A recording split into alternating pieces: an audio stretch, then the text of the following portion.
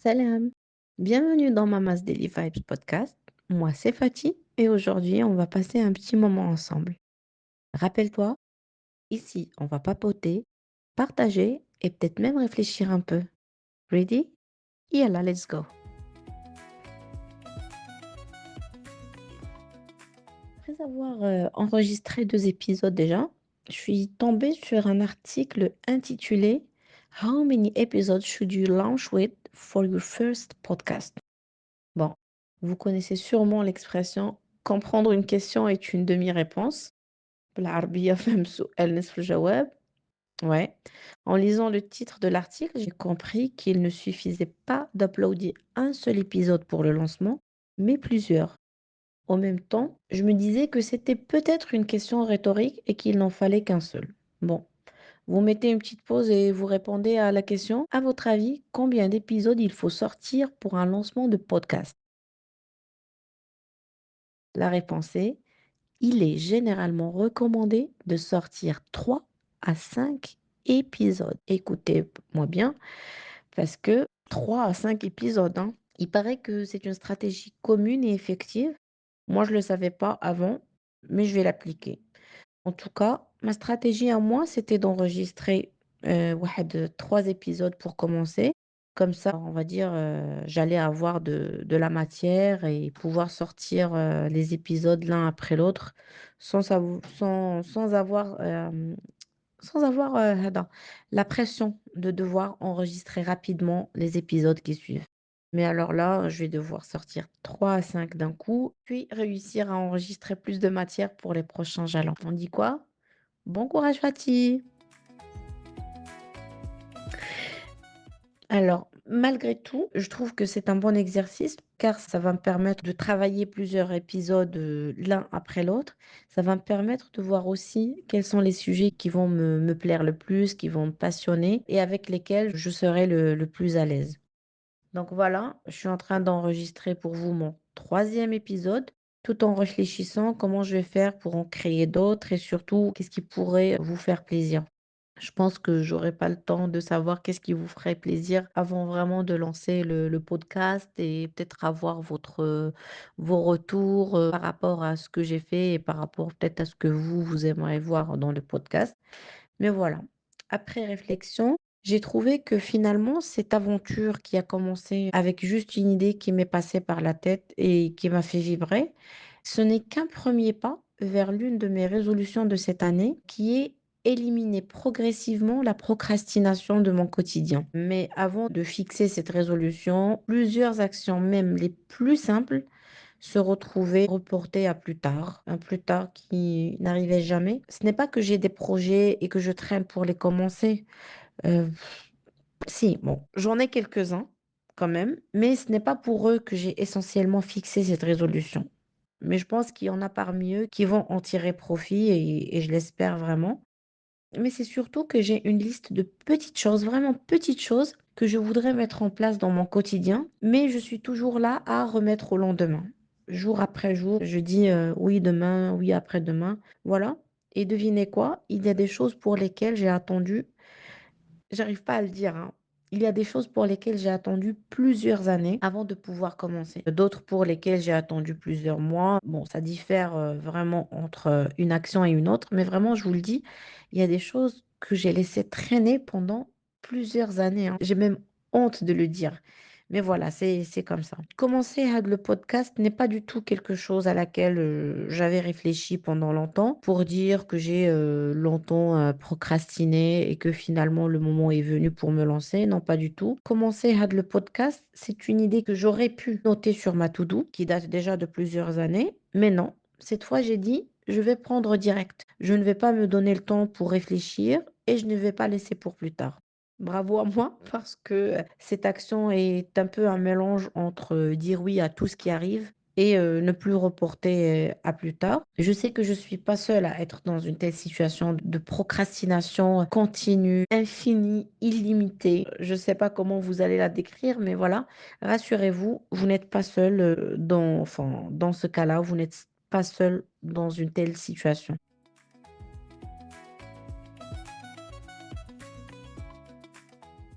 L'objectif aujourd'hui, c'est que je partage avec vous mon expérience et mon point de vue et vous dire ce que je compte faire pour que ma résolution tienne la route, en tout cas le plus longtemps possible. Pour commencer, je vais te poser une petite question. Est-ce que tu t'es déjà demandé quelles étaient les raisons pour lesquelles on repousse? Quelles étaient les raisons pour lesquelles tu repousses et tu repousses et tu repousses? À mon avis, moi, il y en a plusieurs. Il y a plusieurs raisons pour lesquelles on repousse indéfiniment. Et en fait, ça dépend notamment des projets ou des actions qu'on veut entreprendre. Et voilà, on finit par reporter continuellement par la suite. Perso, j'ai réussi à souligner quelques points qui sont potentiellement derrière ma procrastination, quelquefois, mais pas toujours. Mais c'est les raisons majeures que j'ai pu souligner. Sur les sujets qui peuvent être, de grande envergure, comme par exemple me lancer dans l'entrepreneuriat, changer d'employeur ou encore, sortir, mon premier livre de cuisine, j'ai souligné 2 raisons majeures qui me laissaient reporter ce moment de transition parce qu'en fait, toutes ces actions que je voulais entreprendre, c'est vraiment des moments où j'allais faire une transition entre, une situation A et une situation B. C'est pour ça que je dis, ça me laissait reporter ce moment de transition et en fait, ces 2 raisons sont: un, le manque de courage, 2, la peur de l'échec. Je vais vous expliquer pourquoi et ça reste toujours ma vision, hein. C'est moi, comment je vois ma situation et comment j'ai pu, voilà, retrouver quelques réponses à mes questions. Donc pour le manque de courage, moi je trouve que c'est un élément qui est vraiment bloquant parce que imaginez que je dois sortir de ma zone de confort, je dois bouleverser ma routine et en fait aller confronter l'inconnu, quelque chose que je connais pas, que j'ai pas l'habitude de faire. C'est clairement les choses qu'on n'aime vraiment pas faire, c'est les choses qu'on aime le moins. Mais réellement, je ne suis pas ce genre de profil. Parce que dans pas mal d'autres situations, malgré les craintes, malgré les peurs qui peuvent me ralentir, j'arrive à aller de l'avant et j'arrive à commencer de nouvelles expériences. Donc ça peut être une des raisons majeures, mais je me demande toujours pourquoi dans certaines situations, ça n'était pas le cas. Le deuxième point, c'est la peur de l'échec et ça aussi, c'est un sentiment qui est, comment je vais dire? Qui est paralysant. C'est le fait de craindre ne pas réussir une tâche ou un projet, ça peut vraiment me laisser repousser constamment et éviter tout risque d'échec. Voilà, c'est comme ça, mais encore une fois, je pense que c'est pas la raison pour laquelle je procrastine.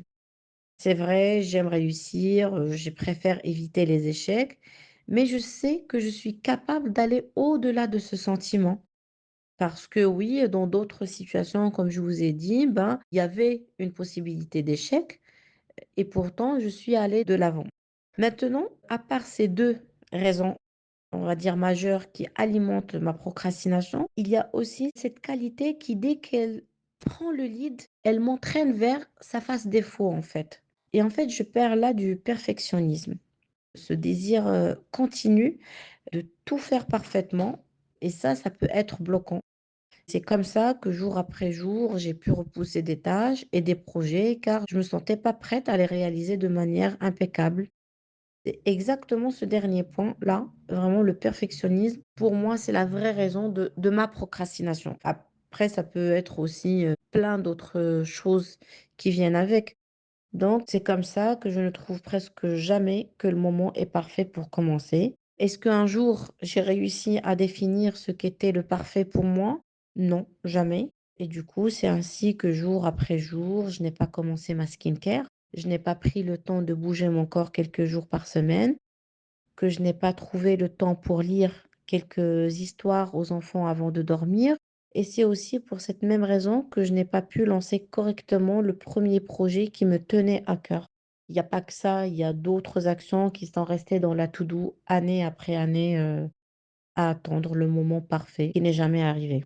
Maintenant, après plusieurs années, j'ai compris que le parfait n'existait pas. Et l'attendre pour aller de l'avant n'est qu'une perte de temps, en fait, et d'énergie. Parce que procrastiner n'est pas seulement en fait reporter des actions jour après jour, mais c'est des opportunités manquées. C'est une surcharge mentale qui est accompagnée de stress et d'anxiété.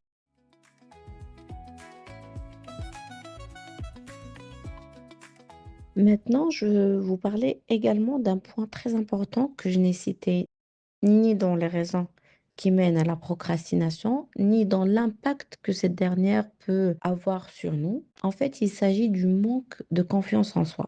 Dans mon cas, le manque de confiance en soi n'est pas un trait de personnalité très apparent. Je sais que j'ai confiance en moi, même si je peux passer par des moments d'incertitude, mais je sais que dans certaines situations, je peux ressentir quelques dysfonctionnements qui me laissent croire que je n'ai pas confiance en moi. En fait, je sais pas si c'est clair, mais voilà, pour moi, dans mon cas, le manque de confiance en soi n'est pas l'élément moteur qui mène à la procrastination, mais c'est plutôt un résultat de la procrastination continue. Parce qu'à force de reporter les choses et de les avoir en continu dans la to-do list, en fait, je trouve que ça crée un sentiment d'échec constant qui nous décourage davantage et qui affecte négativement l'estime de soi, ce qui nous laisse nous juger nous-mêmes car nous n'avons pas accompli une certaine tâche et donc on finit par croire en cette perception qui est j'ai pas accompli cette action qui traîne depuis X temps, alors je suis nul ou alors je suis incapable. Et là, on commence à douter de nos compétences. Puis, à ce moment-là, on bâtit ce manque de confiance en soi qui sera à l'origine d'une nouvelle procrastination. Voilà, ça sera une nouvelle procrastination sur d'autres actions ou d'autres sujets. Et en fait, c'est le cercle vicieux. Je procrastine, je perds ma confiance en soi. J'ai pas confiance en moi, je procrastine et en fait, ça tourne à l'infini. Et en fait, suite à cette réflexion, qui est d'ailleurs, enfin, cette réflexion, pas celle du cercle vicieux, mais globalement la réflexion par rapport à la procrastination, qui est d'ailleurs toujours en cours. Et d'ailleurs, si vous avez envie, on peut tous travailler ça ensemble, enfin les personnes qui sont concernées par la procrastination, bien sûr, soit chacun de son côté, soit si vous avez envie de m'écrire et on discute un petit peu du sujet, mais voilà.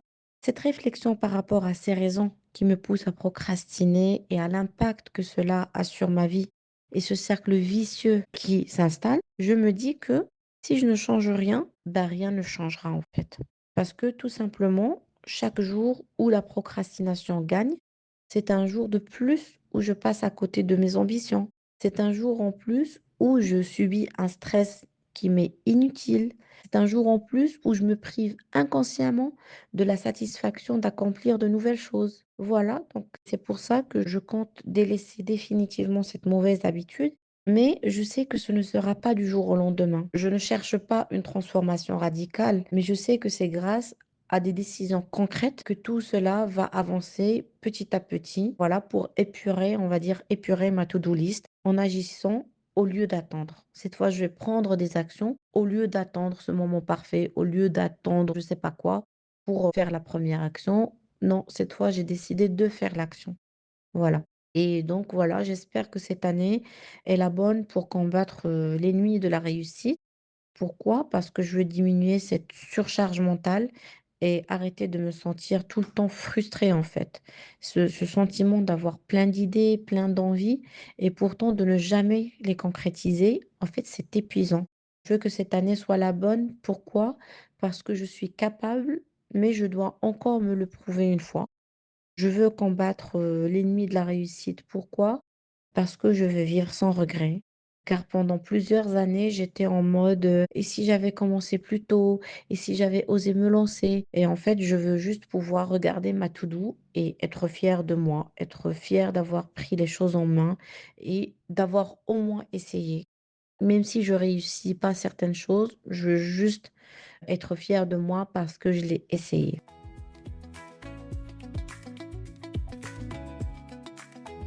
Pourquoi? Pourquoi je veux faire ça? Parce que chaque petit pas compte et qu'il y a pas besoin de faire un grand bouleversement et je dois toujours me rappeler que petit à petit, l'oiseau fait son nid.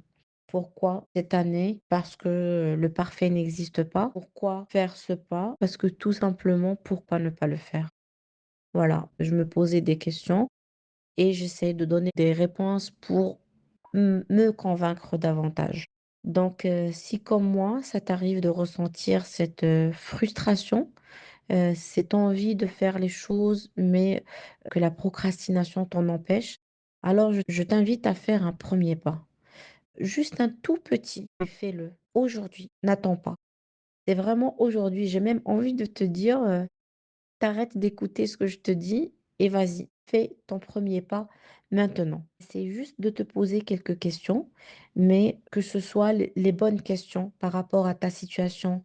Demande-toi par exemple, quelle est cette chose que je repousse depuis trop longtemps? Qu'est-ce que je peux faire là, là, maintenant, tout de suite pour avancer, ne serait-ce que d'un petit centimètre, mais qu'est-ce que je peux faire là, maintenant? Demande-toi aussi, qu'est-ce qui m'empêche d'avancer? Parce que lorsque tu arrives à identifier la cause de ta procrastination, en fait, tu comprends mieux comment tu peux la surmonter. Parce qu'en fait, chacun de nous a besoin d'une approche qui est différente.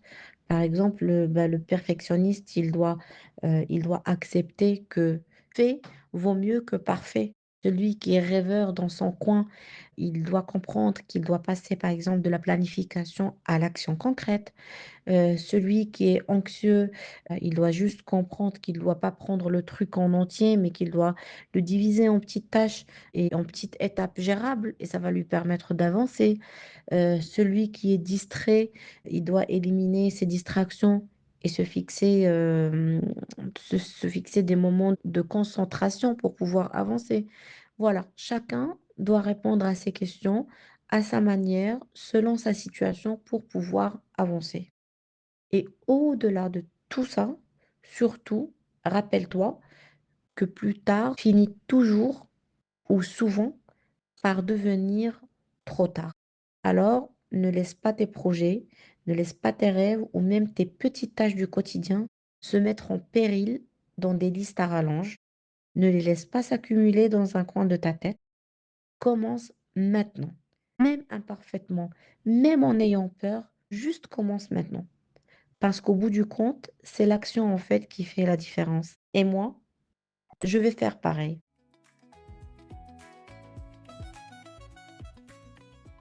Ne pensez pas que moi, qui vous adresse ce message, je suis déjà à 100% dans ce mindset.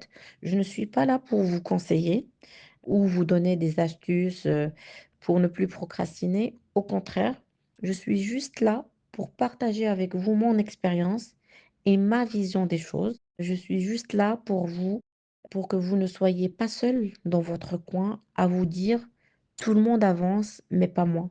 Parce que avant, c'est ce que je faisais. Je disais, ah bah oui, tout le monde avance, lui il a fait ça, elle a fait ça. Et moi, je suis là, moi, j'avance pas et je comprends pas pourquoi. Mais en fait, il fallait juste faire ce premier pas. Alors, à toi maintenant. Dis-moi, quel sera ton premier pas aujourd'hui? J'insiste, hein, aujourd'hui. Je te laisse réfléchir un petit peu et faire le point avec toi-même pour avancer. D'accord? Très bien. Sur ce, moi, j'arrive sur la fin de cet épisode. J'espère vous avoir donné une idée sur ce qu'il faut faire pour aller de l'avant. En fait, c'est juste se mettre dans l'action. Je vous souhaite une très belle journée, pleine de réussite et de détermination.